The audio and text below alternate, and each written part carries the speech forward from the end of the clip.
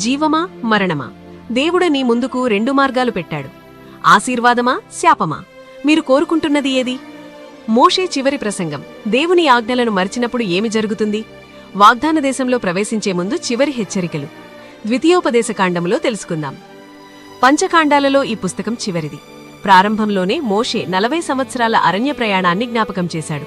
ఎందుకంటే గతంలో నుండి కొన్ని పాఠాలను నేర్చుకోవాలని 10 ఆజ్ఞలను మరలా జ్ఞాపకం చేశాడు.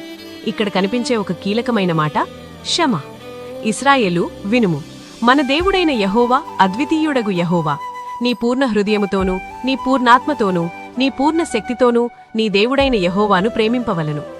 మోషే యొక్క 2వ ప్రసంగంలో విశ్రాంతి దినాన్ని ఆచరించే విషయము, ఆరాధన, పేదల విషయం, సంవత్సరంలో జరగవలసిన పండుగలు, ఆస్తి హక్కులు, లైంగిక అవినీతి, దాసీలను చూసే విధానం, న్యాయాన్ని నిర్వహించడంలో ధర్మశాస్త్ర సంబంధమైన విషయాలను బోధించాడు. చివరి 3వ ప్రసంగంలో ఇశ్రాయేలీయుల విధేయత అవిధేయతల వలన వారికొచ్చే దీవెనలను శాపాలను ప్రవచించాడు మోషే.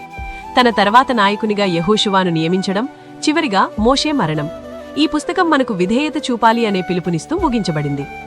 నిర్ణయం నీదే. God bless you all. Amen.